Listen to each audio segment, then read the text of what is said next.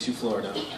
And basically, I've always had an obsession with superheroes and comic books and stuff like that. So I took my shot at creative writing, and it really turned out well. I kind of abandoned the idea for a long time until I started working at Open Road Mazda, where I met Laz, and I told him about the story, and he loved it, and he said that we should pursue this. So that's what we did. It's been a very long road with lots of setbacks, lots of unexpected expenses, but we've met some awesome people along the way.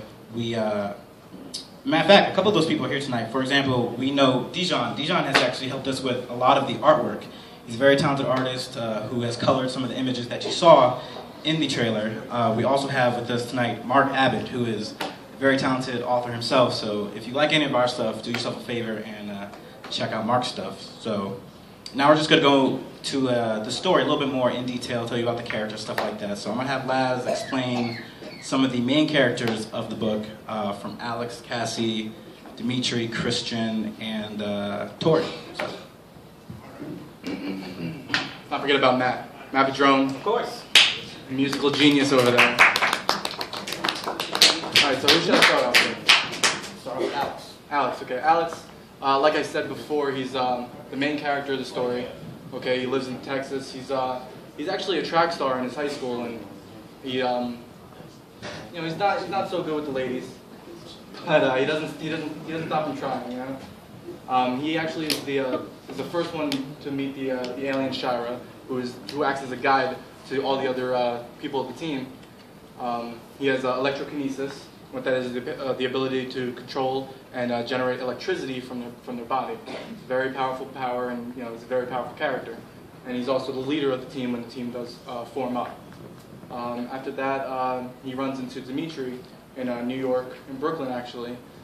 He's like the badass of the group. He's he's got geokinesis, and that's the ability to control the earth and the rocks around him. And he uses it as a defense mechanism to protect him and his teammates. He also uses it as obvious offense. He lives with his mother and younger sister in Brooklyn, and he pretty much takes care of his family all by himself. So you can imagine why he's a little reluctant to go with Alex on this amazing journey.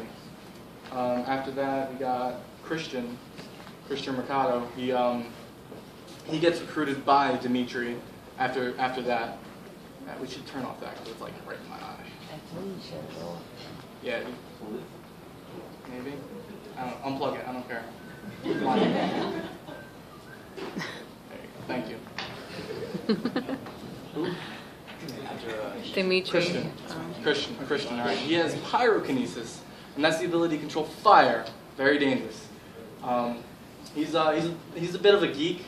He's always got his head in the comics. He's always playing video games, everything like that. He's definitely a loner in school. He doesn't have very many friends. But him and Alex really hit it off when they become a teammate and everything like that, and they become actual best friends. After that, we got Cassie.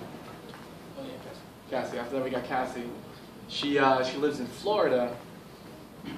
She gets recruited by Alex, and she has hydrokinesis, the ability to control water.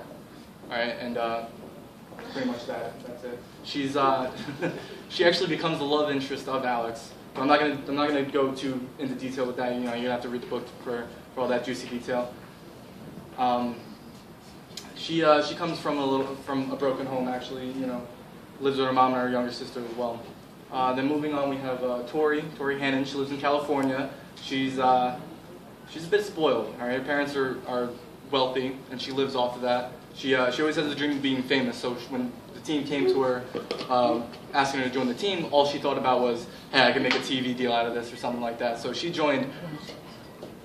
She has the power of aerokinesis, the ability to control the air and wind around them. So that's pretty much the 5 main characters. We have the alien Shira, who's a guide. I explained that a little bit. She comes from the planet Calrin, which is it's out there. Somewhere. Yeah, we have 3 main alien races in the book. The Calrinians, who are very sophisticated. They're light years ahead of us, any technology that we have.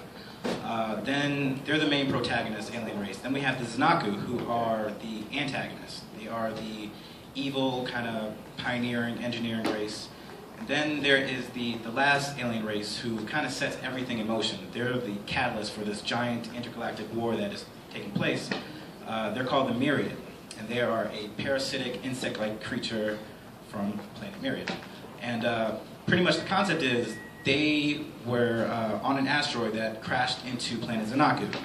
Now, Xanaku didn't stand a chance against the Myriad. They asked for help from their sister planet, Caloran. Caloran pretty much had the idea of, well, they look kind of tough, so you're on your own, good luck with that. Let us know how it works out. And Xanaku didn't appreciate that at all. They barely survived, and they swore revenge on the Calrinians. So they started invading other planets once they regained their strength, and they kept attacking planet Caloran. Now, because planet Caloran is advanced, they were able to fend them off, but after so many attacks, they said, you know what, well, if they're going to enter other worlds into the fray, so are we.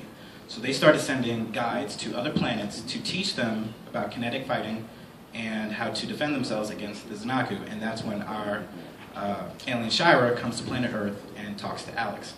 Now, a lot of the characters in the book are actually based off people that I know. Nelson's not here tonight, but Christian Mercado was based off him. Dimitri was based off my cousin in Brooklyn, and everything just kind of came together well. I mean, the book itself has been a work in progress. Laz and I have rewritten the book countless times. There's a lot of editing that goes into the book-making process that we were not aware of, being first-time authors. Some of the setbacks that we had were, we had a commissioned artist that is talented, but for some reason all of our commissioned artists live in another country. One lives in the Philippines, another lives in Peru, yeah. So there's a language barrier with some of our commissioned artists, and they didn't always see our vision, but it all worked out for the best. And we signed with iUniverse. They're a wonderful publishing company. After being rejected from so many other publishers, we finally landed one, so we're happy with that. And since then, Laz and I have just been hitting the streets, just trying to get the word of the book out there, promote it. We went to Comic-Con, that was in New York, this past, what was it, October? October, yeah. Yeah, trying to promote the book there. Got a lot of slam doors in our faces, but, you know. Comic-Con went well, though. It went well. Yeah, it was fun. I went as the Green Ranger. Everybody wanted a picture with Green Ranger. Yeah, I was very popular at Comic-Con. You can see you can actually see some of the Comic-Con pictures on our Facebook. Yeah. At facebook.com/Kinetic Alliance. Yes. So we have a lot of social media websites. Our publishing company instructed us that the best way to get the book out there is to, you know, talk to Facebook, Twitter, Instagram, all that. So we're all over the web. Anywhere you type Kinetic, you're going to see these two beautiful mugs. These two mugs right here. So, like I said, it's been a journey, but it's been fun. Some of the best parts of getting this book out there has been, you know, writing with Laz. We just became friends a few years ago, and you know, he's been very supportive.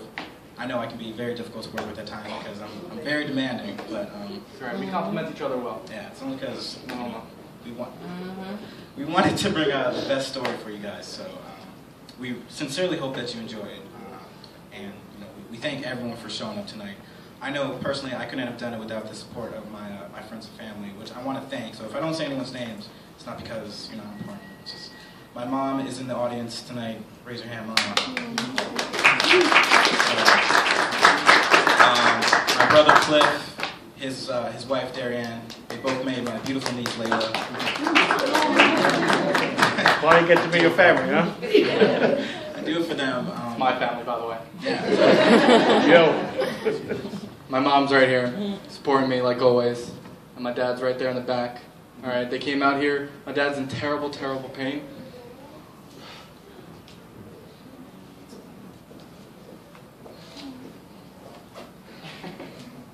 There you go, man.